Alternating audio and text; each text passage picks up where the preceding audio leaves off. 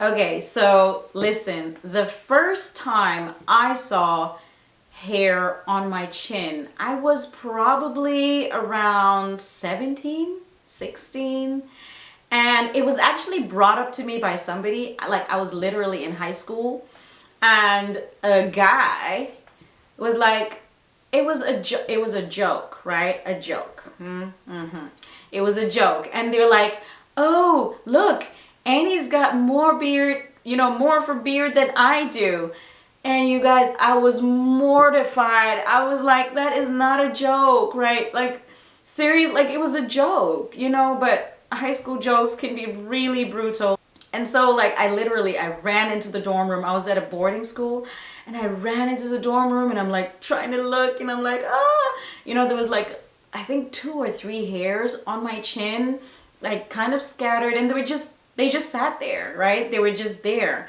Now, what I didn't realize at the time is that I had hormonal imbalances. Now, looking back, looking all the way back, I can see everything so clearly. Isn't that how it is though in life? We look back and suddenly 20/20 vision, like, ooh, all the details were there. There was no missing it. I had horrible PMS and I had terrible period pains that would put me out of class for at least 1 day every month. I didn't thoroughly enjoy being in class. I would be so happy to miss class, but my missing class was so horrible because I'd be sitting in a dorm room. Hundreds of girls lived in this dorm room, so it was very big. Not in the dorm room, but in the dorm. It was very big.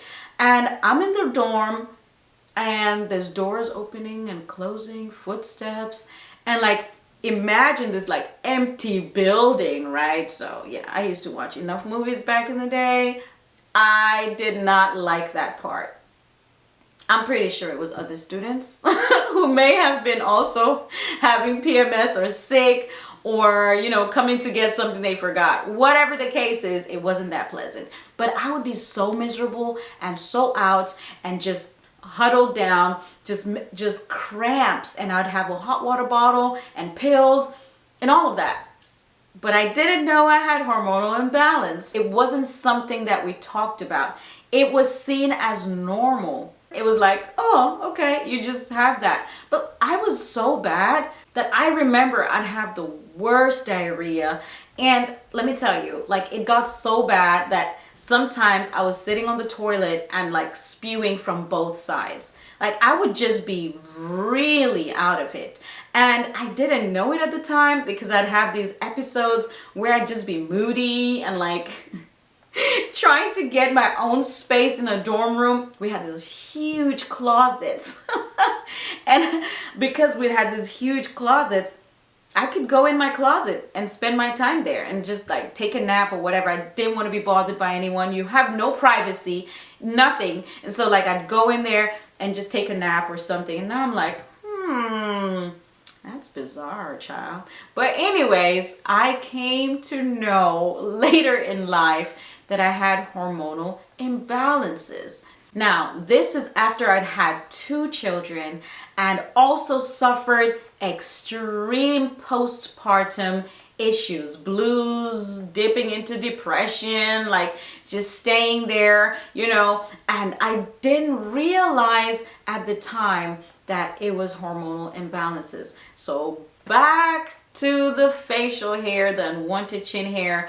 I noticed something. By the time I had children, I noticed that I had more of them coming in. So I learned how to tweeze, and I just tweeze them. It wasn't a lot. It was like 5, 6, 7. Once I had my first boy, oh my goodness. I was like, what is going on here? Now this was a full-on pluck session. And it was so distressing to me because there is a level of like embarrassed when you get to a place, say church. You get to church and you look in the mirror and you're checking your makeup and you're like, I have chin hair. And have you experienced the frantic search for a tweezer and cannot find one. Oh my, that happened to me so many times. And this was just so bad. And it was so much to bear. So when I found out that I had hormonal imbalances, I was so happy, because one of the things that I noticed started going away once I started implementing the things I was learning to reverse my hormonal imbalances was that the chin hairs were getting thinner, or like I'd pluck it and it wouldn't come back. And so I want to talk about some of those things that I did in order to combat that problem that was so heavy for me, and that I still continue to experience even after I achieved hormonal balance, so to speak, because you're not really ever balanced. You're always like going ebb and flow, right? Just because of different factors in your life. So stick around to the end of the video and I'm going to tell you what I did to just get rid of it 100%. And so if you're a woman who's struggling with this, I really want to give you the play. Number one, I am sorry, but I'm going to have to talk about the first thing first, the heaviest thing. You're going to have to address your diet, period. There is no escaping it. If you don't want to deal with this hair, even though I'm going to tell you how to get rid of it once and for all at the end of the video, I want you to know that you have to turn off the tap, because you will still keep getting more and more hair on your face, and it'll pop up everywhere. It gets really bad sometimes, guys. And so I had to address my diet. I had to address those things that throw off my hormone. You need to eat better. You need to eat cleaner. You need to eat less preservatives and unnatural things. If you can't spell it, don't eat it. If you can pronounce it, don't eat it. If you don't know what tree it grew on or which animal it was taken from, don't eat it. Another thing that we need to cut out is coffee. Coffee's just gotta go. Let me tell you, I saw this one lady, she's a doctor, and she has this program to get people off of coffee. I was like, that is so good. You know, when doctors are saying, hey, get off this coffee. I know I'm gonna lose some business because you won't be as sick, but get off the coffee. It's good for your health. Get off the coffee. It's a process. I know. You're addicted to it. I know. It is causing cortisol to skyrocket in your body. Your cortisol is through the roof. What is cortisol? A stress hormone. It's that hormone that tells you there's danger. If you see a snake, cortisol is released into your body and you're like, ah! And you have that panic reaction, fight or flight. You get stronger, you get faster, your vision is clear. There's lots of blood rushing to your brain so that you can think of a plan to get away from this poisonous snake and snatch your children, and all these superhuman things that we hear people do in stressful situations. Thanks, cortisol. But imagine how your body must feel when every morning, just in order to stay awake because you slept too late, you are on social media, you don't have good eating habits, at supper you eat too much, therefore you're up and your body's not digesting, or your hormones are off and you have insomnia, or you have stresses in your life and you cannot sleep.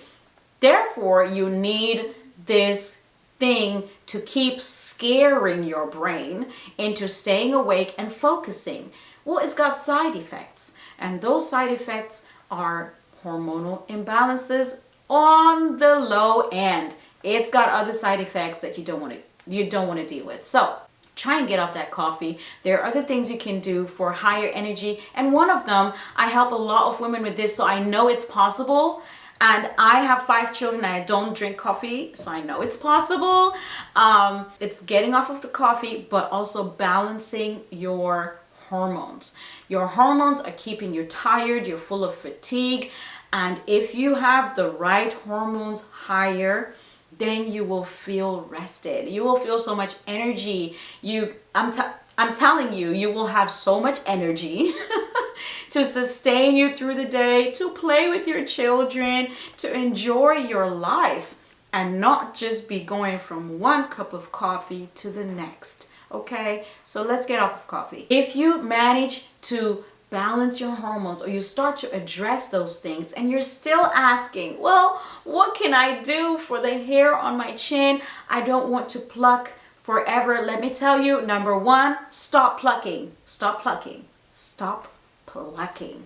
Because the more you pluck, the more the inside under your skin, the hair is getting curly and gnarly, and it is going to be difficult to do this thing that I'm going to tell you. And it is called electrolysis. It is a method of permanent hair removal that I tried thanks to recommendations from other women. And what it does is they inject a needle. Yes, a needle. Yes, yes, yes. But they can put like a numbing cream, you know, just a topical numbing cream, and they inject a needle and use electric pulses to kill the nerve endings and the blood supply to the hair. So they go in one at a time. It's a little bit painful, like you get the sting of it, but trust me, I know a lot of women who's like, give me that pain for like 1 day, 2 sessions, 3 sessions. Sometimes you have to go up to 4 sessions because you'll just be waiting to see the new hair growth. And then, but meanwhile, remember, meanwhile, you're turning off the tap. You don't want to keep mopping, you know, the kitchen that got flooded, but the water is still running from the faucet and spilling over. That's not wise. So you want to turn off the source, but you can get permanent hair removal. I know some people do laser as well, but electrolysis is fairly cheap. Mine was about $40 a session, and about 4 sessions, you know, again, just to get that, the last bits, and then no more tweezing if your hormones stay balanced.